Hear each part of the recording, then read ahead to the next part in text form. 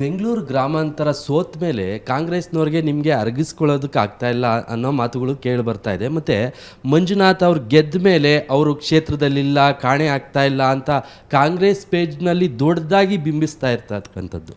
ನನಗೆ ಅದ್ರ ಬಗ್ಗೆ ಮಾಹಿತಿ ಇಲ್ಲ. ನಾನು ಅವರಿಗೆ ಶುಭ ಕೋರಿದ್ದೀನಿ.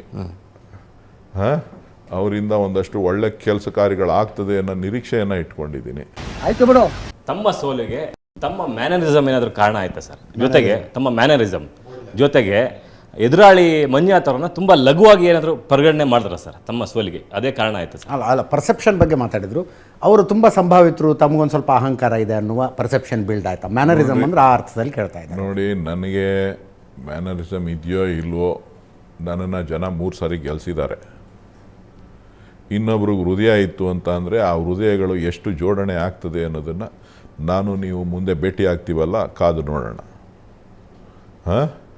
ಎಷ್ಟು ಸಾರಿ ಎಷ್ಟು ಆಪ್ರೇಷನ್ಗಳು, ಹೃದಯಗಳು ಬೆರೆತು ಹೃದಯಗಳ ಸಮ್ಮಿಲನ ಆಗಿ ಹೊಸ ಬದಲಾವಣೆಯನ್ನು ನಾವು ಕಾಣ್ತೀವಲ್ಲ, ಕಂಡಾಗ ಇವನೇನು ಮಕ್ಕ ಹೇಳ್ತಿದ್ದಂಗೆ ಇಟ್ಕೊಂಡವನೇ ನೋಡೋಣ. ನಾನು ನನ್ನ ವ್ಯಕ್ತಿತ್ವದ ಮೇಲೆ ಚುನಾವಣೆಗೆ ಹೋದೆ, ಬೇರೆಯವರು ಮೋದಿಯವರ ವ್ಯಕ್ತಿತ್ವದ ಮೇಲೆ ಚುನಾವಣೆ ಮಾಡಿದ್ದಾರೆ. ಗೊತ್ತಾಯ್ತಲ್ಲ, ನಾನು ಯಾರಿಂದನೂ ಪಾಠ ಹೇಳಿಸ್ಕೊಳ್ಳೋವಂಥ ರಾಜಕಾರಣಿ ಅಲ್ಲ. ನಾನು ರಾಜಕಾರಣಿಯಾಗೂ ಕೂಡ ಜನರ ಜೊತೆ ಇರಲಿಲ್ಲ. ನಾನೊಬ್ಬ ಸಾಮಾನ್ಯ ಕಾರ್ಯಕರ್ತನಾಗಿ, ಪ್ರಜೆಯಾಗಿ ಅವ್ರ ಜೊತೆ ಬೆರೆತು ಕೆಲಸ ಮಾಡಿದವನು. ಆಯಿತು, ಆಮೇಲೆ ಸೊ ಡಿ.ಕೆ. ಸುರೇಶ್ ಅವರ ರಾಜಕೀಯ ವಾಟ್ ನೆಕ್ಸ್ಟ್? ಮುಂದೇನು? ರೆಸ್ಟ್ ಕೊಟ್ಟಿದ್ದಾರೆ, ರೆಸ್ಟ್ ತಗೋತಾ ಇದ್ದೀನಿ. ಅಲ್ಲಿ ಮುಂದಿನ ಚುನಾವಣೆ ಯಾವುದೇ ಎದುರಿಸ್ತೀರಿ? ಚುನಾವಣೆ ಯಾವಾಗಾರು ಬರುತ್ತೆ. ಯಾರ್ಯಾರ ಹಣೆಯಲ್ಲಿ ಏನೇನು ಬರೆದಿದೆಯೋ ಯಾರಿಗೂ ಗೊತ್ತು.